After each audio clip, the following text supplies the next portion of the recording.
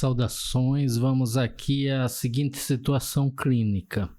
O paciente tem um TCE grave, habitualmente é atendido com acentuado rebaixamento do nível de consciência, algumas vezes até em coma, e daí você faz uma tomografia computadorizada do crânio do paciente e a tomografia é normal ou quase normal. Mas o paciente está com um Glasgow muito baixo, às vezes tem que ir para UTI, às vezes tem que ser entubado, com uma tomografia de crânio normal ou quase normal, com achados mínimos. Então, esse é o contexto clínico muito típico da lesão axonal difusa.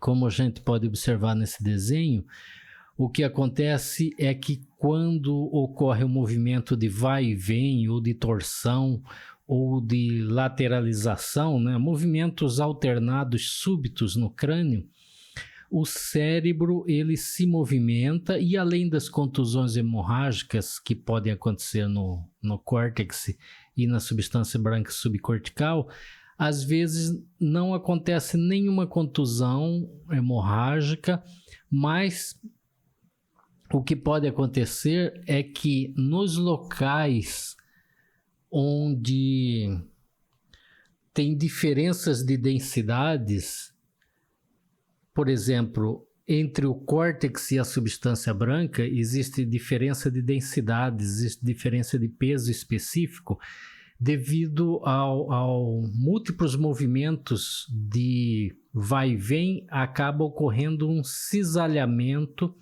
na transição entre o córtex e a substância branca. E também esse mesmo mecanismo de cisalhamento costuma ocorrer no corpo caloso e às vezes no tronco cerebral.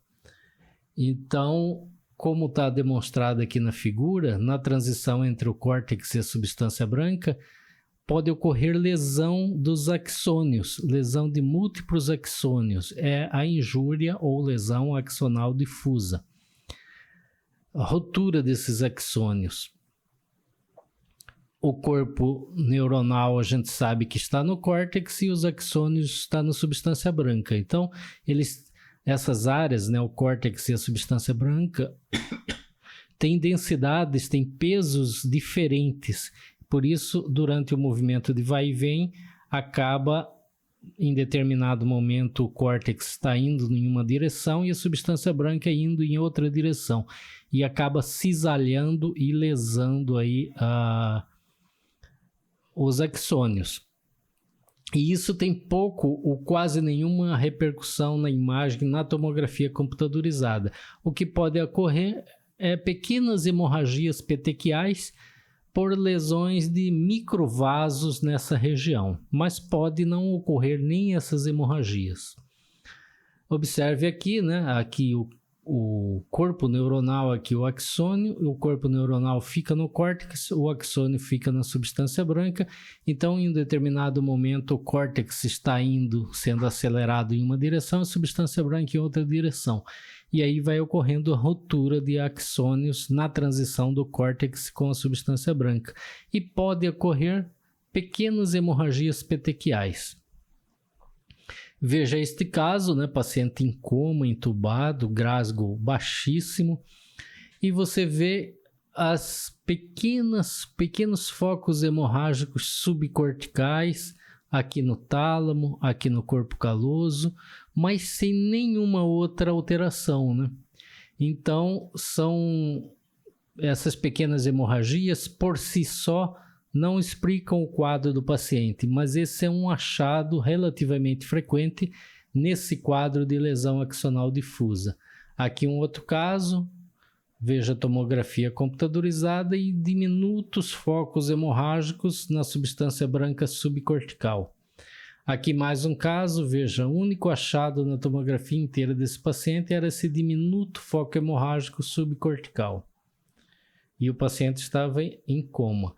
Aqui um outro achado, veja, diminutos focos hemorrágicos na substância branca subcortical, um pouco de edema aqui no lobo frontal, né, com compressão do ventrículo lateral, mas nenhuma outra alteração.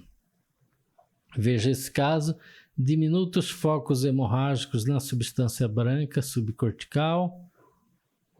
Aqui é questionável. Aqui no tronco cerebral, um pequeno foco hemorrágico, um paciente em coma. Veja só, diminutos focos de hemorragia subcortical, discreto edema ao redor dessas hemorragias, sem efeito de massa. Veja só, pequenos focos hemorrágicos, pequenas áreas de edema. Aqui é uma contusão cerebral, mas esses pequenos focos hemorrágicos subcorticais, eles representam a lesão axonal difusa. Veja só um outro caso, pequenos focos hemorrágicos. Olha só, no corpo caloso, aqui na substância branca subcortical. E veja esse caso, fez a ressonância magnética. Esse é um dos casos que a ressonância magnética pode ajudar a corroborar esse diagnóstico, lesão axonal difusa.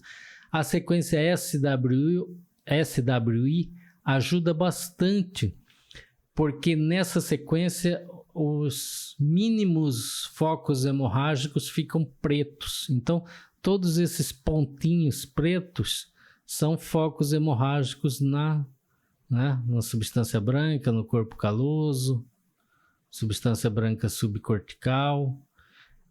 Esses aqui são vasos, né? Essas imagens mais lineares são vasos, porque as veias também ficam pretas nessa sequência SWI. Mas esses pontos são focos de hemorragia. E veja que na tomografia computadorizada aparecia apenas essa hemorragia, que é aqui, e aqui no corpo caloso, que é aqui. Mas no SWI você vê que tem inúmeros pontos hemorrágicos. Às vezes a difusão também apresenta alterações bem extensas na transição do córtex com a substância branca. Ok? Então, nesse vídeo, o objetivo aqui era mostrar casos de lesão axonal difusa e como que ele se apresenta na tomografia computadorizada. Muitas vezes você vai ter um paciente em coma com uma tomografia normal ou quase normal, com mínimos focos hemorrágicos, né? Mínimos focos hiperdensos no corpo caloso, no tronco ou na substância branca subcortical. E aí você tem que fazer, né? Levantar essa possibilidade desse diagnóstico, fazer a hipótese de lesão axonal difusa. E a ressonância magnética, principalmente as sequências SWI e difusão, ajudam a corroborar, né? Ajudam a confirmar essa hipótese diagnóstica. Ok? Então, nesse vídeo era isso. Obrigado e até o próximo.